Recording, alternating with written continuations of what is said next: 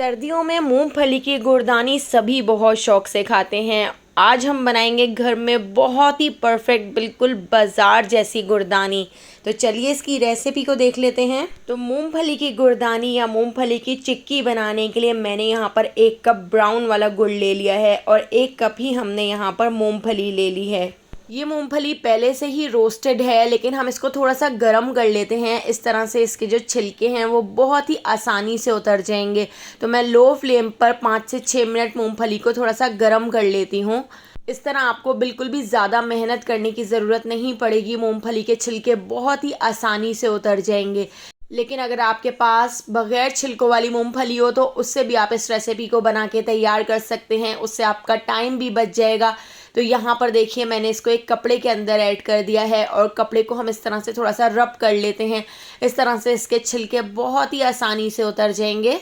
इस गुड़दानी को बनने में 7 से 8 मिनट का टाइम लगता है और बहुत ही परफेक्ट गुड़दानी आप घर में बना के तैयार कर सकते हैं। तो देखिए यहाँ पर मैंने इसके सारे छिलकों को इस तरह से उतार लिया है। अब यहाँ पर मैंने इस तरह से एक स्ट्रेनर ले लिया है, उससे हम इसको छान लेते हैं। इस तरह से इसके सारे छिलके अलग हो जाएंगे। तो देखिए इस तरह से मैंने इसको एक बाउल में रख लिया है। तो यहाँ पर 1 कप हमारी मूंगफली तैयार है। अब यहाँ पर इसी कढ़ाई के अंदर हम ऐड कर देते हैं 1 कप गुड़।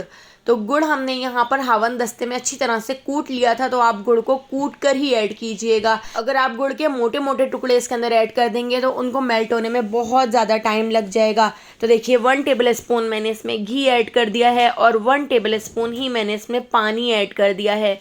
अब हम इसको अच्छी तरह से मिक्स कर लेते हैं और 1 से 2 मिनट में यहाँ पर आप देख सकते हैं गुड़ भी मेल्ट हो चुका है। क्योंकि मैंने इसको हवन दस्ते में कूट लिया था इसलिए बहुत जल्दी से मेल्ट हो चुका है। इस तरह से गुड़ की चाशनी बनकर तैयार हो गई है। तो इसको मैंने 3 से 4 मिनट पका लिया था।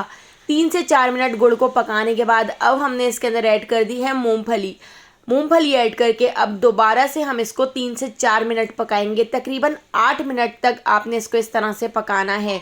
तो इस तरह से आपकी जो गुड़दानी है वो बहुत ही अच्छी बनकर तैयार हो जाएगी। आप देख सकते हैं यहाँ पर गुड़ का भी कलर चेंज हो चुका है, डार्क ब्राउन सा होता जा रहा है और यहाँ पर गुड़ भी इस तरह से देखिए चिपक रहा है। तो बस इस स्टेज पर अब हम इसको डाल देते हैं एक तसले के ऊपर।